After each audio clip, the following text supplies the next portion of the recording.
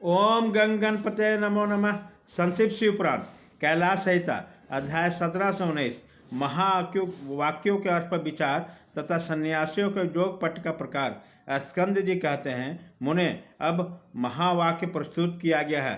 प्रगान्यम ब्रह्म तथा अहम ब्रह्मासी, तीसरा तत्वमासी, चौथा अयमात्मा ब्रह्म, पांचवा ईशा वास्मिदम सर्वम, छठा प्राणस्वम, सातवा प्रगानात्मा, आठवां यद वेद तत्र मुदय तद्भिन्न, नौवां अनंत देव तदथो अविदित दधि, दस ऐसा त आत्मा न तर्थ याम्य मृत, 11वां च ऐसा पुरुषो यशसात वादित्य स एकं, 12वां अहम अस्मि परम ब्रह्म प्रात्मनम, 13वां वेद शास्त्र गुरुना तु स्वामानंद लक्षणाम, 14वां सर्वभूत स्थितम ब्रह्मम तदेवाहं न संशय, 15वां तत्व स प्राणो महदस्य पृथ्वीम्यम प्राणो अहम अस्मसि, 16 अपम च प्राणो अहमस्यम तेजस्व च प्राणोन अहम मस्यम, 17वां वाष्चो च प्राणो अहमस्यम आकाश च प्राणो अहमस्यम, 18वां त्रिगुणस्य प्राणो अहमस्यम,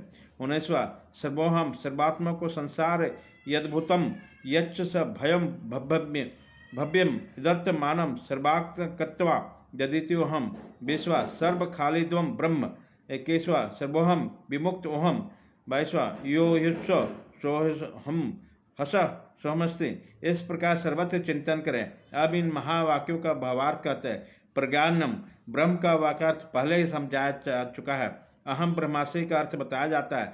शक्ति सर्वपता शक्ति रूप परमेश्वर ही अहम पद के अतर्भूत है। आकार शब्द वर्णों का अग्रगण्य परम प्रकाश शिव रूप है। हकार ब्रह्म स्वरूप होने के कारण उसके शक्ति रूप से वर्णन किया गया। शिव और शक्ति के संयोग से सदा आनंद उदित होता है। मकार उसी आनंद का बोधक है। ब्रह्म शब्द से शिव शक्ति को सर्वरूपता स्पष्ट सूचित होते हैं।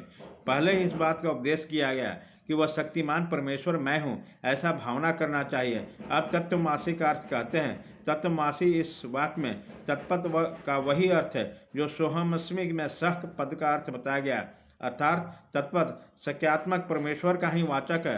अन्यथा सोहम इस वाक्य में विपरीत अर्थ की भावना हो सकती है, क्योंकि अहम पद पुल्लिंग है, अतः सह के साथ अन्वय हो जाएगा, परंतु तत्पद नपुंसक है और त्वम पुल्लिंग, अतः परस्पर विरोधी लिंग होने के कारण उन दोनों में अन्वय नहीं हो सकता। उन दोनों का अर्थ शक्तिमान परमेश्वर होगा।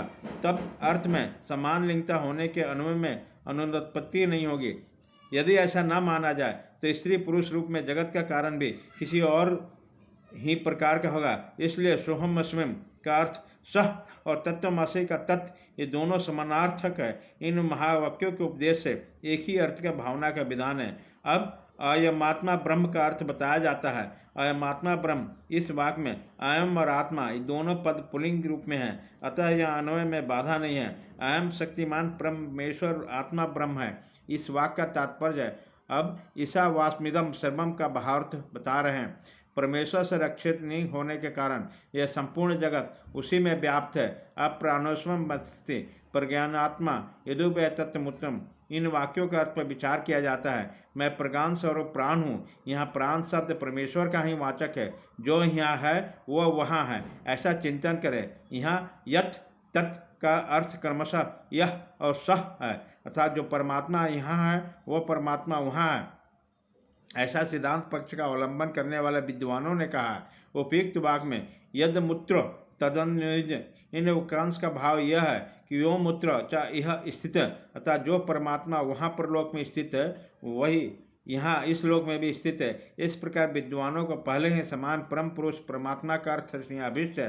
अब अन्य देव तदिदिता दथो अविदित दधि, इस वाक्य पर विचार करते हैं। मुने अन्य देव तदधिता दथो अविदिता दधि, इस वाक्य में जिस प्रकार फल की भी विपरीतता की भावना होती है उसे मैं बताता हूँ, सुनो। विविदात यह पद अयथा विदितात के उन्हीं का समस्त उत्कृष्ट गुणों से नित्य संबंध है। अपने अभिप्राय के भेद सतात् के अर्थ में प्रवृत्त होता है। यह विदित से भिन्न है, अर्थात जो असम्यंग गुरु रूप से ज्ञात है उसी से भिन्न है। इस प्रकार जो यथार्थ रूप से विदित नहीं है उनसे भी पृथक है। इस कथन में यह निश्चित होता है कि मुक्ति रूप फल की सिद्धि के लिए कोई और ही तत्व है जो विदिता विधि से पर है।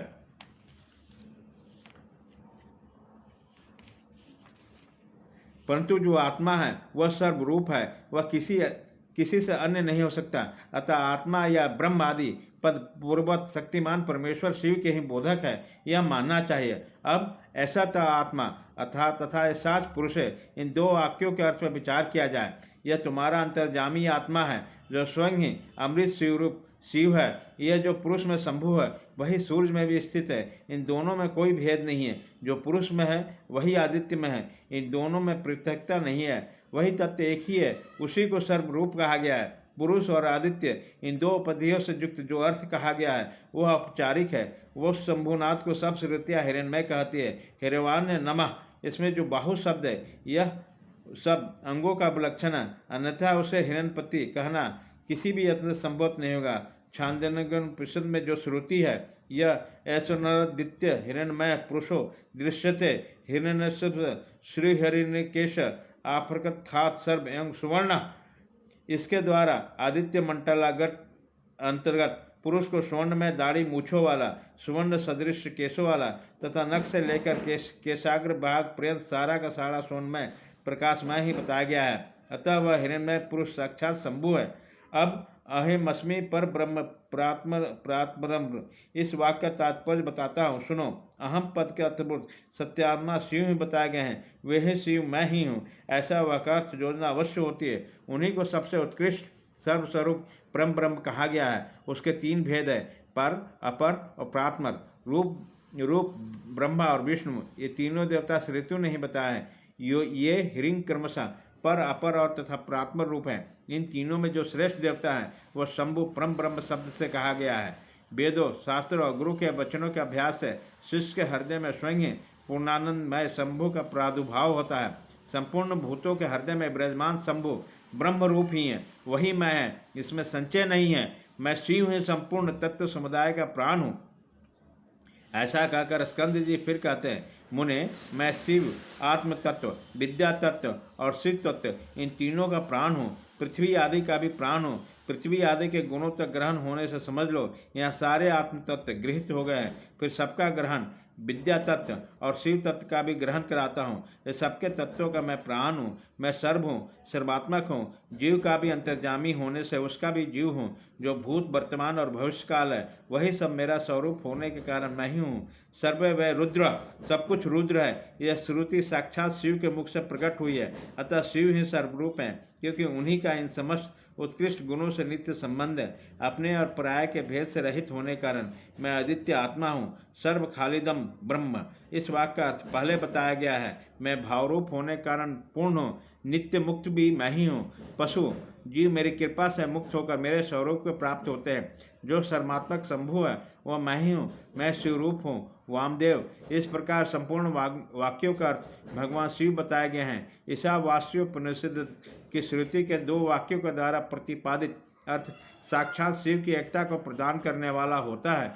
गुरु को चाहिए शिष्यों का इसका आदरपूर्वक उपदेश करे। गुरु को उचित है वे आधार सहित शंख को लेकर अस्त्र, मंत्र, फट से तथा भस्म द्वारा उसकी शुद्धि करके उसे अपने सामने चौकोर मंडल में स्थापित करे।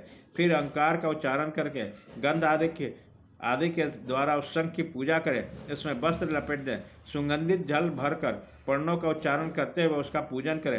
तत्पश्चात 7 बार पर्णों के द्वारा फिर उस शंख को अभिनंदित करके शिष्य कहे, हे शिष्य, जो थोड़ा सा भी अंतर रखता है, भेदभाव रखता है, वो भय का भागी होता है। यह श्रुति का सिद्धांत बताया गया है, इसलिए तुम अपने चित्त को स्थिर करके निर्भय हो जाओ।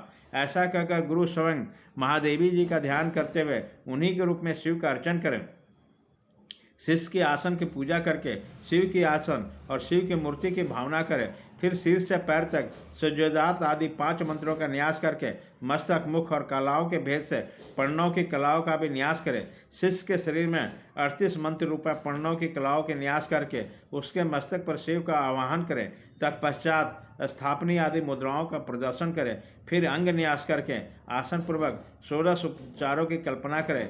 खीर के नैवेद्य अर्पण करके ओम स्वाहा का उच्चारण करें। कुल्ला और आचमन कराएं।